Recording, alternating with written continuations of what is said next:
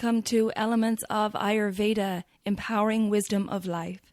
I'm your host, Colette, and in this podcast, I hope to empower you to take charge of your own health by sharing the holistic teachings of Ayurveda, the ancient healing tradition from India. We will also discuss topics like health and wellness, nutrition, yoga, fitness, meditation, breath work, and much more, as well as interviewing lots of inspiring people along the way. My humble wish is to help you to connect to your true nature, to Mother Nature, and to each other. If you like the content, be sure to subscribe to the show, and the new episodes will automatically download for you to enjoy. If you're new to Ayurveda, I recommend you check out the first couple of episodes where I do an introduction to Ayurveda along with the history and philosophy, and I also give an introduction to the three doshas or mind-body types of Vata, Pitta, and Kapha. And now, here's the show.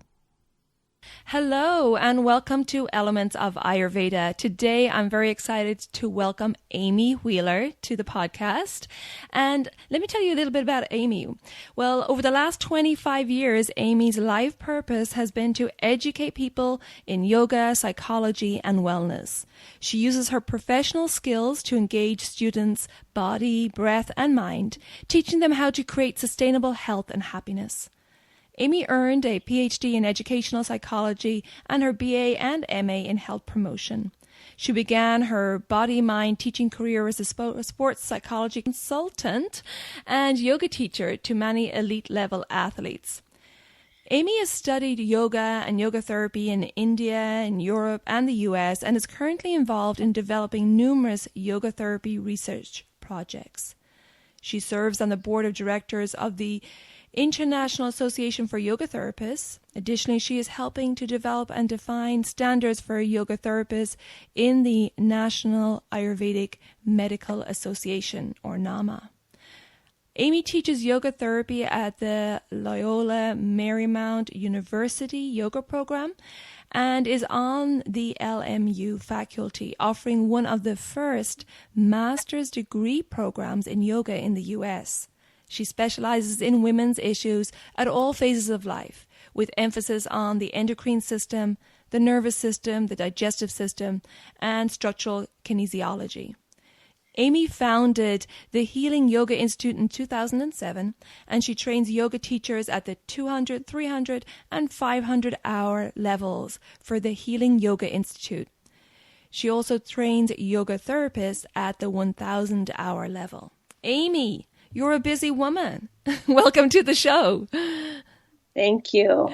It's such it's such a pleasure to have you on. And my goodness, it sounds like you have a very busy schedule.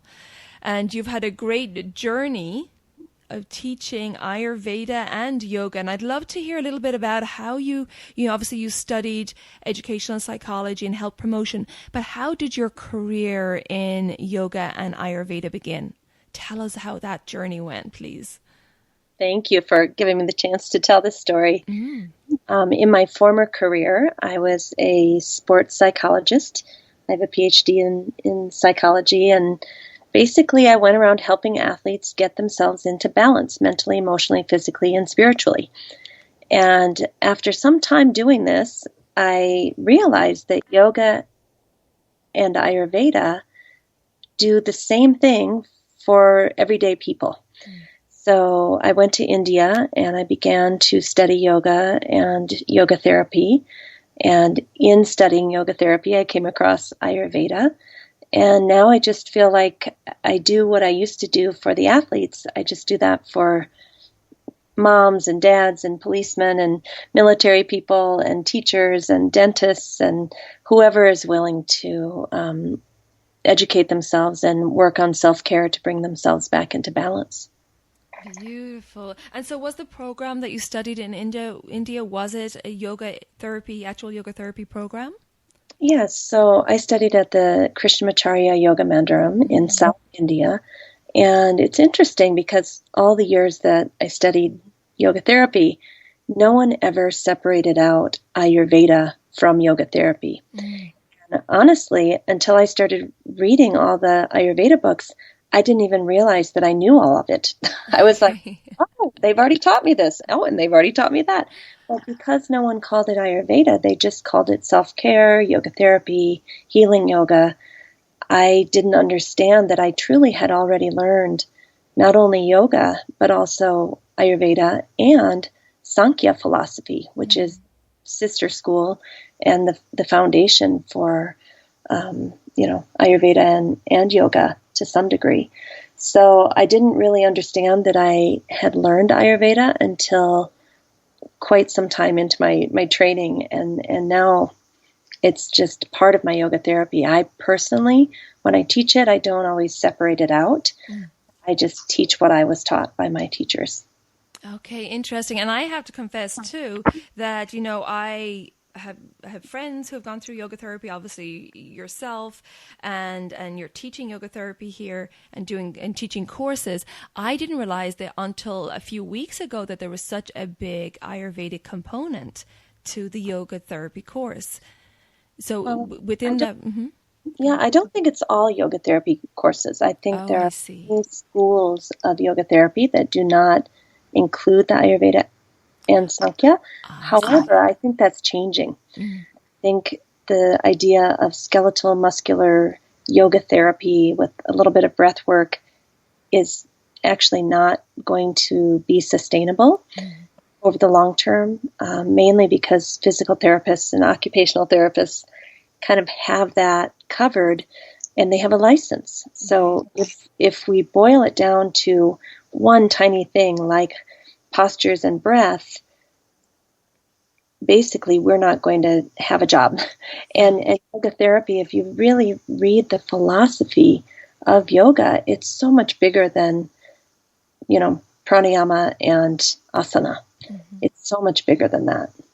Absolutely. Yeah. And yoga and Ayurveda are sister sciences. I know when I studied yoga back in the early 2000s that we were introduced a little bit to Ayurveda, but mostly just the doshas. Right. So, but I think it's great now that we see Ayurveda coming more and more into the yoga teachings, which is, like you said, it's in order for it to be sustainable, and to be holistic. That it's great to have both these sister sciences taught together. Right. So tell me, what does Ayurveda mean to you in your life and in your trainings and your teachings? What I've come to understand over all of these years of teaching and trying to help people become empowered to heal themselves is that all of us are like children who need a comforting, kind, loving mother or grandmother to teach us how to perform daily self-care. Ayurveda calls that Dinacharya, and how to nurture ourselves and how to realize that we're out of balance and we need to come back into balance. And we have a whole toolbox in yoga and Ayurveda to be able to bring ourselves back into balance. So the way that I see Ayurveda, again, it's not separate from yoga therapy for me, is that I'm like a mother or a grandmother that has kind of re-entered the picture in order to help people learn the natural remedies and self-care methods that have been around on earth for thousands of years. And we can use them here and now in today's modern society. So that's kind of how I see Ayurveda, is self-care, healthcare. That's kind of what I say in my business, is I'm going to teach you self-care, healthcare. It's very empowered and requires that you make a choice to start to take care of yourself and do daily self-care practice. Yes, absolutely. And to take charge of your own health and to have confidence to take charge of your own health. And I love that you say it's like the mother or grandmother coming in. One of my previous episodes, my podcast is all about the wisdom stage of life. And I feel like this is wisdom from Mother Nature. And this is what we need now. We need to, in these trying times, we need to go back to that ancient wisdom that it has stood the test of time. And we can feel it viscerally in our own bodies when we go through these practices. And we need that, to connect more, right, with Mother Nature. Absolutely. I mean, I'm not saying there aren't times for Western allopathic medicine, and I consider yoga therapy as a complementary to that. But ideally, we would keep ourselves in balance and not get hypertension. We would realize we were getting out of balance and not go into a full-on depression. We would realize that we're putting too much stress on ourselves and slow down and cultivate more self-care. Yeah, absolutely. Yes, and I think that it's wonderful that it's coming out more and more now. You see it becoming more, the ancient wisdoms of Ayurveda are becoming a little bit more mainstream. So it's wonderful to see that and see people like you doing the work and introducing everyday people to Ayurveda. Now, I was looking at a post on your Facebook page recently, and I was very excited by it, and this is what I want to discuss. I'm going to read the post and then we'll have a discussion on it. Okay. So in your post, Miss Amy, you said, I really want to help women come into balance and find their purpose in this life. I want women to understand their importance in creating a new world for future generations. And it takes every single one of us. We can get ourselves into balance and our purpose will emerge right in front of us. And I was like, amen, sister. I'm right there with you. That I do think it's all about empowering women, and it's not about overpowering men, but coming together in a balance and working together so that there's everything in the world requires balance, right? So there's more balance of power. So can you tell me about, your thoughts about what you wrote and how you bring this into your work about empowering women? Sure. So one of the things that I have created is something called the optimal state of living. And the optimal state of living is basically a series of assessment charts that people can go to recognize when they're getting out of balance. So, for example, one of them is called the Mental Emotional State Assessment Tool. And it shows, what does your mind look like? What do your emotions look like when you're out of balance in the direction of what Ayurveda calls Vata, but I call the white zone to make it more modern and accessible to people. So that looks like you're overwhelmed, you're fearful, you may be lonely, you may be distracted, not feeling like you have enough support. And then we talk to people about, well, what happens if you get out of balance in the Pitta direction, or what we call the red zone? Now you're feeling more kind of judgmental and black and white thinking and intolerant and impatient. And then we also have getting out of balance in the Kapha direction, or what we call the blue zone, to make it a little easier, where you feel maybe some lethargy or depression, or maybe you feel fatigued, or those types of things. So the chart is set up in a very visual way, so you can see which direction am I out of balance. And then in the middle of the chart is what we call the gold zone, which is confident, kind, alert, patient, present, tolerant, these types of things. And what we're teaching women to do, and I'll say more than women in a few minutes, but teaching women to recognize when they are out of balance in any of the directions, Vata, Pitta, or Kapha, in their mind. And then what self-care tool can you do to bring yourself back into balance and take yourself out of feeling so overwhelmed or fearful or judgmental or depressed? We know in yoga therapy and Ayurveda that we have tools that can change us at an energetic, mental, emotional, spiritual, and physical level. It's just a matter of teaching people, when you're out of balance in a particular direction, here's your toolbox, here's what you need to do, and teaching them those self-care habits. So the part that I think you were really excited about in this little statement I made was that when we start getting into balance, our natural birth constitution, our natural gifts, our natural purpose for being on the earth emerges. You don't have to do anything else but get yourself in balance. I know so many people that run around saying, why am I here? What's my purpose? I need to find a way to make a difference and be of service. And I say, let's get you in balance and then see what emerges. And I feel like if we just had an army of people teaching other human beings how to get into balance, then those gold zone qualities of confident and alert and kind and patient and present and tolerant and all of that would emerge, and our world would change. We would be better mothers. We would be better daughters. We would, work in the workplace and be better leaders. We would be better healers. We would be more politically active in a way that's productive. We would basically come into our power as women and start to balance out the masculine, feminine balance that has been out of balance for,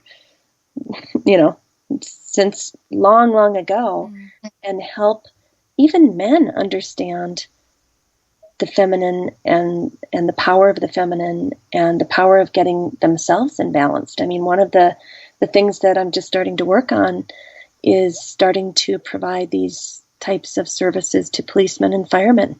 And they are excited about it. And the military even. They're so excited about it. And it just goes to show, my original purpose was to help women come into balance and change the world. But I think it's going to spread beyond women. And I'm really happy about that. Yeah, and I think that work will help on so many levels, right? Not only bringing the men that you're working with now into balance, but also for them to understand the need for the balance of the feminine and masculine. And we're seeing it now presently a lot in the news about these uncoverings of assault on women, and now women are certainly, all these stories are coming out, and it's like the women are stepping forward and claiming their power and telling their truth and what they've been through.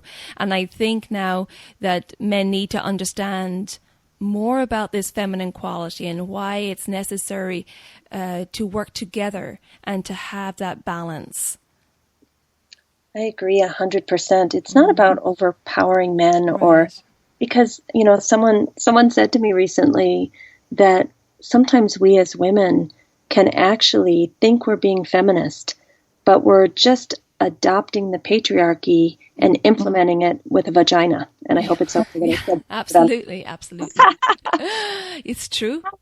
I said, that's profound. Are we just doing the same old thing, but through a woman's vessel? And it's still about power over instead of shared power.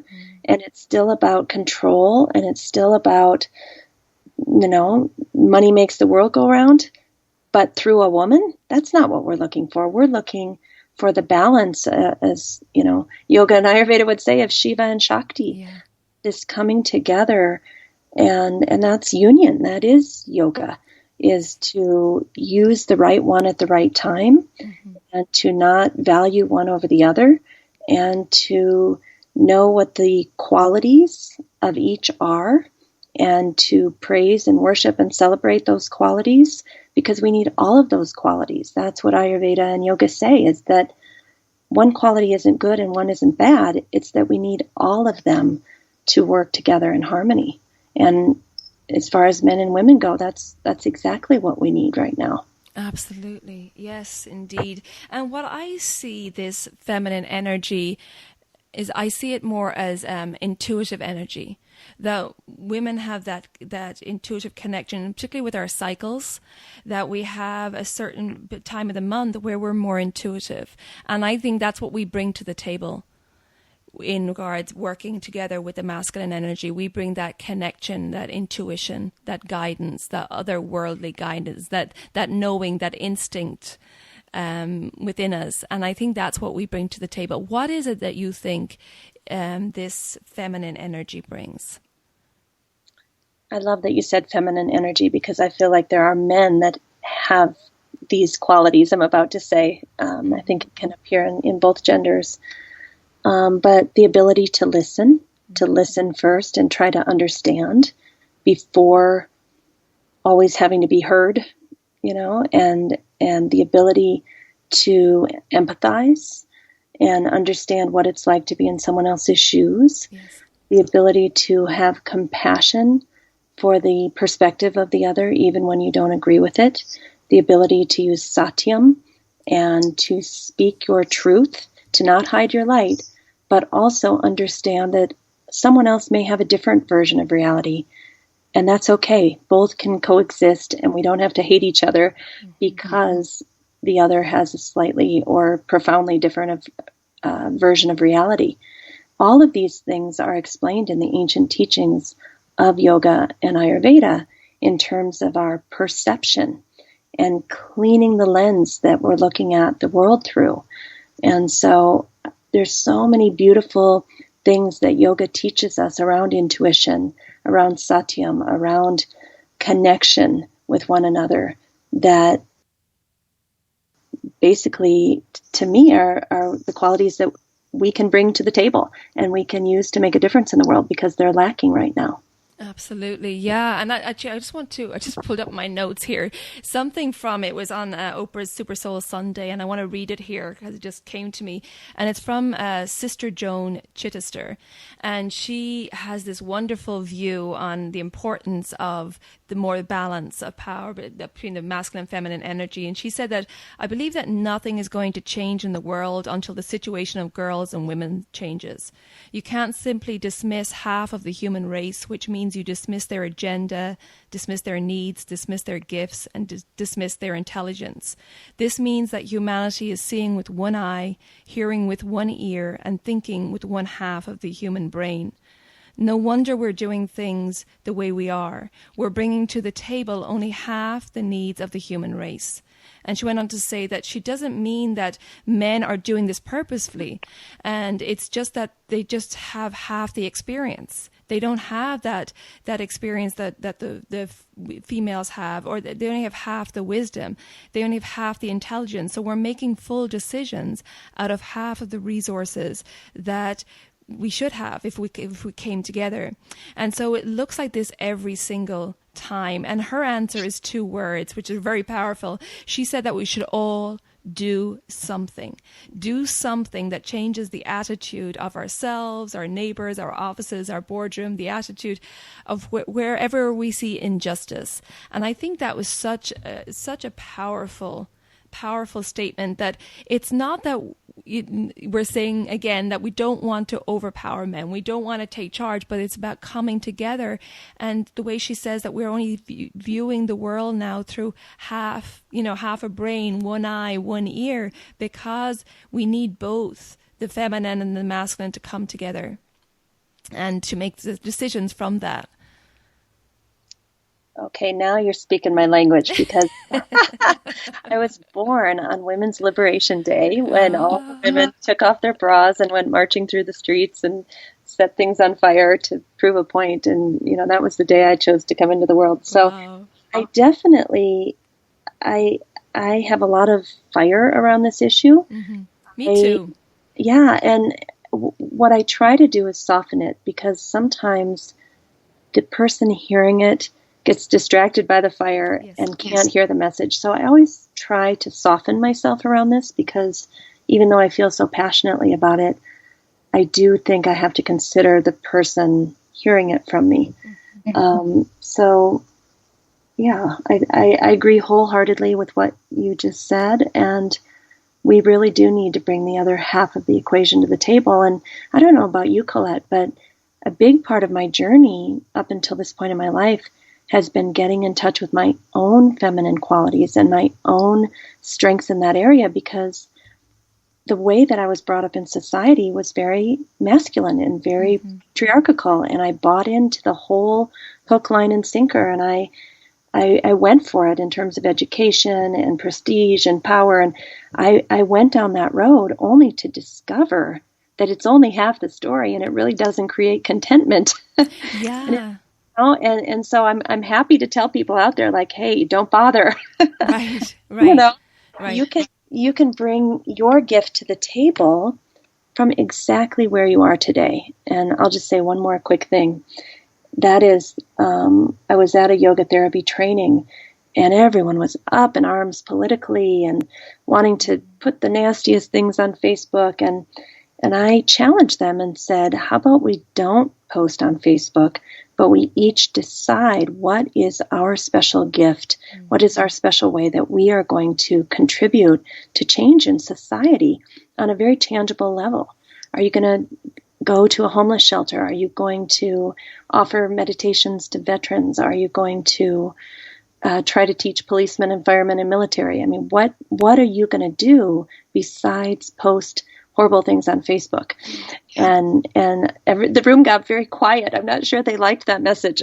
It's a lot easier just to put a post up. Yeah, well, I agree with you because, of course, we're referring to the Me Too campaign, but we have to be responsible with how we choose to share our message. Is it going to be helpful to put a fiery, we'll use the word fiery post out there, or like you suggested, it's more helpful to go out there and be of service, to be authentic, and to see how can I go out and make this situation better in my community.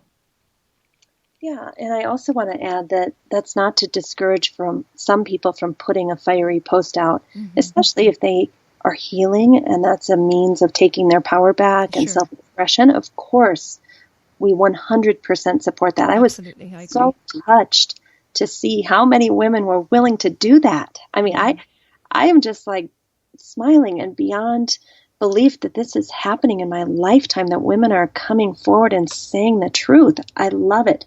So it's not to take away from the Me Too campaign, but it's to add to it and say, and let's keep going. Yes. Let's keep making a difference in society. Absolutely. And we talked about, with the post I was referring to earlier, about bringing yourself into balance, and your purpose will emerge right in front of you. And I want to get back to that and talking about how you said you went on your journey of being in the more masculine mindset, but how we need to be more authentic. And can you try to explain to people, well, how does that purpose emerge? Is it via intuition? Is it that, that gut instinct? How do you see that emerging once a person is in balance? I love that question. I've been thinking about that a lot right now. The last few months, I got into a very, very serious car accident 2 weeks ago and totaled my car. And it really makes you kind of reconsider your life and your priorities and who you are and why you're here. So I've been meditating on this quite a bit, and what I've come to so far, and it's still digesting, but what I've come to so far is that at the end of my yoga practice each day, I feel completely balanced, right side, left side, top, bottom, front, back, mind, heart feels connected. I feel at peace. I feel empathetic. I feel clear. I feel confident yet humble. And I that's the place I want to work from in the world. Mm-hmm. So what I'm trying to do for myself, and then eventually, hopefully teach others to do this, is to experience that somatically, because I think it's not an intellectual thing. It's a body thing. It's a sensation you have in your body when you're completely grounded and centered and open-hearted and willing to listen to whatever people or God has to tell to you, that it's a somatic feeling. And when I'm in that place, that's when I'm authentic. That's when I should write that difficult email or have that challenging phone call. That's when I should speak my truth. And if I have to do my practice and then make the phone call, then that's what I'm going to do. And so then I teach others how to somatically experience that in their bodies. And that's where yoga therapy and Ayurveda come in, because when someone is out of balance in a particular direction, there's very specific tools that we use to bring them back into balance. And that's what we're teaching them in yoga therapy and Ayurveda. So that's how I see the connection in our conversation today, that through teaching these modalities of yoga and or Ayurveda, we are actually teaching people to somatically come home to themselves. And then when you feel that connection inside, I'm not even kidding you, things just start squirting out of you and you think, where did that come from? Wow, I just wrote 6 amazing poems, and then I composed 3 songs, and then I wrote a huge teacher training manual. And then when this started happening to me, that I got self-connected, I was so productive in my work, it was shocking to me. Like, I kept feeling like how is this all coming out of me, and where is it coming from, and when is it going to end, because I'm exhausted. But it was because I was connected. I had become a vessel for something to come through. And that's my life purpose. And I feel that I can teach other people to do that and to feel that and to begin to live from that place. Beautiful. Yeah, there certainly is a flow once you're in balance, like you said, and then there you start, I sometimes, like, I'm talking and things come out and I'm like, wow, where did that come from? If I'm doing a podcast or I'm speaking to a client, or something comes into my mind and it's like an intuition or an instinct coming up, bubbling up from that truth inside me. And it's amazing to experience that flow. It's life becomes a dance. I mean, we read all of these beautiful ancient Indian texts, but you start to feel it. You start to dance mentally, emotionally, and spiritually through the moments of your life, and it's exhilarating. Yeah, you get that childlike wonder. Oh, especially when I go into consultations, like, wow, what's going to come up? What's going to come out of this? Or like our chat today, just letting it flow and see what comes out, what needs to be expressed. I think that's the way to live life, rather than trying to control things, right? Just coming from your authentic, balanced self. Say that again and again. Coming from your authentic, balanced self, and let what emerges come up. It's going to be beautiful. Trust me. Right. Absolutely. And it's going to resonate because you're speaking the truth from you. I completely agree. And even very difficult conversations and emotions, you get a detachment from them because you realize this is temporary. This is not who I really am. I am that, in balance, kind, compassionate, confident person. And when I fall into something else, I remind myself, that's not me. It may be the state that I'm in right now.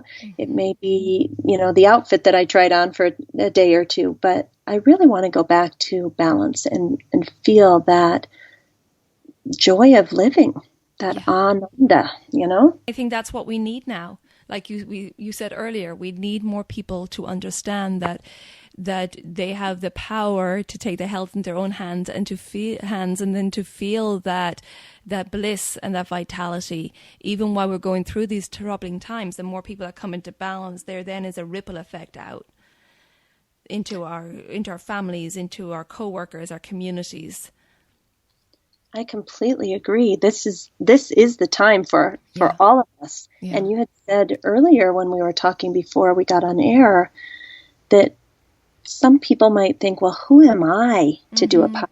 Or who am I to be a leader in this field? Or who am I? And I say, you should do it. Everybody needs to do it. You don't have to think you're better than someone else to put on a podcast or have, arrogance. No. Every single one of us must step forward and do what we were meant to do with our gifts and our skill sets. Yeah. And when you do step forward, you're in balance and you step forward, it will flow for you. Things will happen and line up for you. It will flow. You will make a difference in the world for the better. And I just want to say one more thing, because I think sometimes people think, well, I can't get in balance. I already have cancer, or I can't be in balance because I have schizophrenia, or I truly believe that we can work everyone towards more balance. I truly believe that, no matter what their condition. I have a beautiful friend who has stage 4 cancer, both in the lungs and the liver. And she is balanced and doing her work in the world and radiant and at peace. And if she can do it, we can do it. Beautiful. So can you tell me about how you start with a client if you're doing, you take one-on-one clients as well as doing trainings, is that correct? I do. I do. So can you tell me about how you would start a client on that journey? If we have a listener here who's interested, how would that journey begin? So basically I do an assessment, how their mental faculties are functioning, how their emotional faculties are functioning, how are they feeling somatically in their bodies, and this is all based on the gunas. I might ask questions about something called the kleshas, which are fear, attachment, aversion, misperception, and misidentification. They don't know that I'm asking these questions from the ancient yoga text, but I'll just ask questions that kind of get me the knowledge that I need.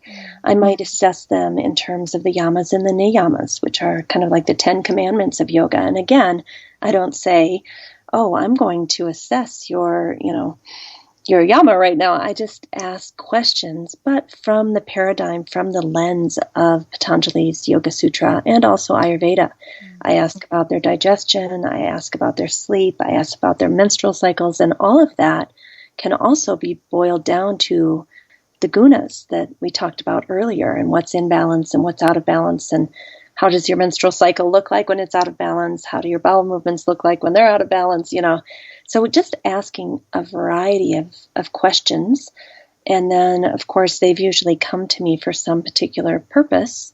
And so I negotiate with them, okay, you're saying you have insomnia and high blood pressure, and I'm seeing that, these other things are also out of balance. Would you be willing to work on the things I want to work on, as well as your insomnia and high blood pressure? And of course, most people are very, ready to do that.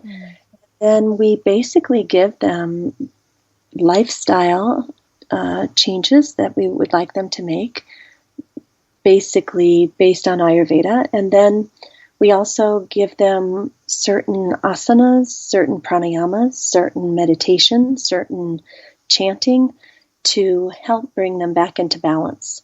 So there's, for example, certain chants that bring up fire. There's certain chants that bring more water in. There's certain chants that bring down the air and the space. So we're choosing tools and technologies specifically for that person, looking at their imbalance and trying to choose things that will bring them back to their gold zone, or their sattva, as we say in yoga. And they go home and do that for a week, and we check in and say, how's it going? Do we need to modify anything? Or do you feel like this is working for you? And most of them, within a week, say, gosh, I'm already feeling better. And we continue on from there. Wonderful. Yeah, and I just want to say one thing about scope of practice, because I think it's so critical as this new field emerges that we keep this in mind. The scope of practice needs to be anything you can find in a yoga or Ayurveda textbook. That's our scope of practice. We're not doing the paleo diet. We're not doing vitamin B injections. We're not, all that stuff. That's wonderful. I'm sure it works for people, but that's not our scope of practice. If you can't find it in an ancient yogic or Ayurvedic text, then we're not doing it. Absolutely. And can you tell us a little bit about the yoga therapy training? Sure. So Please. it's a 4-step process, because it's 800 hours, and that 800 hours comes after a 200 hour. You must have a 200-hour yoga teacher training to even join a yoga therapy program. That's the rules right now. So the 800-hour program that I run is developed into 4 steps. The first step is a 15-month online training, because I feel like people from all over the world might want to try it out. They might want to see if they like this thing. And I think that if someone can sustain a course over 15 months and they're still interested and still loving it, that is a good sign, and they should go on to the next step. And so the step number 2 is a couple hundred hours on mental health. We apply yoga therapy and Ayurveda to things like ADHD and autism, Asperger's, anxiety, depression, PTSD, bipolar, schizoaffective disorder, and more. So that's step 2. Step 3 is looking at the systems of the body, the cardiovascular system, the nervous system, how to bring those into balance, the endocrine system. We also look at the skeletal muscular system, knees, low backs, necks, how to help people feel more comfortable in their body. And so the physical health is step 3. And then step 4 is basically you doing your internship, a supervised clinical internship, where you have a mentor that works with you on Skype and you develop your business in your hometown to work with clients, but you cover all of your cases with your mentor so that, you have supervision for those 150 one-on-one client contact hours. And then you graduate after step 4. Wow. That's a fantastic program because you have the basis of the 200-hour yoga teacher training, and then you go in and you do the mental, the physical, and you do the online training as well. So people can do this from afar? Yeah, we've designed it with people from out of Southern California in mind because I have students from the Middle East, I have them from the Caribbean, I have from all over. So the online parts of the program are doable. And then we did the rest of it in modules, like 8-day modules, where someone could just come in for 8 days and then go back home. Okay. So there's 4 8-day modules, which for most people is doable over the course of several years, 3 to 4 years. Fantastic. Wow, what great work you're doing. Training all these people and then sending out into the world, into their communities, right? That's the goal. Setting seeds. We are training armies of people to teach other people how to get into balance. That's great. How many people you're affecting? Because you're not only affecting the clients you're dealing with one-to-one, but with these trainings, then those people go out into their communities and affect many people's lives for the better. Amy, you're doing great work in the world, my dear. Thank you, Paulette, and thank you so much for doing this podcast and for doing the work that you do in the world, which is so important and profound. Like we said earlier, it's like when you're doing something you enjoy, it's not work, right? It's just absolutely pleasurable. 100%. So would you like to share any information with the audience, maybe when your next training, yoga therapy training is, or where they can get more information on your services? Sure. All of our trainings are listed on www.amywheeler.com, and that's AMYWHEELER. But something the listeners might be interested in just checking out is also on our website. We have these mental emotional state assessment tool charts as well as some physical somatic assessment tool charts. And these are being used in schools, in hospitals, like I said, the police, the firemen, very interesting groups of people that I never anticipated would be interested in this work are buying these charts up like hotcakes. It's shocking to see these orders coming through and realize, oh my gosh, this is really happening. They're putting these charts on the wall of the firehouse. Fantastic. And they sound great. I love that you color coded them and made them more simple to follow. Yes. That's great. So you can go on the website and get a little chart if you'd like.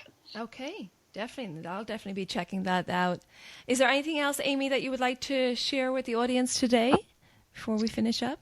Just do self-care, have self-love, have self-compassion, and all good things will come from that. Lovely. I love that message. Amy, thank you so much for taking time to chat with me today. I appreciate it. And again, thank you for all the wonderful work you're doing. Thank you, Colette. It was an honor to be here. Oh, take good care of yourself. Thank you. I hope you enjoyed that conversation with Amy. I know I certainly did. And the great news is that Amy's going to come back again and have more conversations. We really enjoyed our chat together and we have lots more that we want to talk about. So check out the show notes for all the links that Amy mentioned. And if you're enjoying the content, please take some time and rate and review the show. I would really appreciate it, and it really helps others to find the show as well. Thanks for tuning in, and take good care of yourself.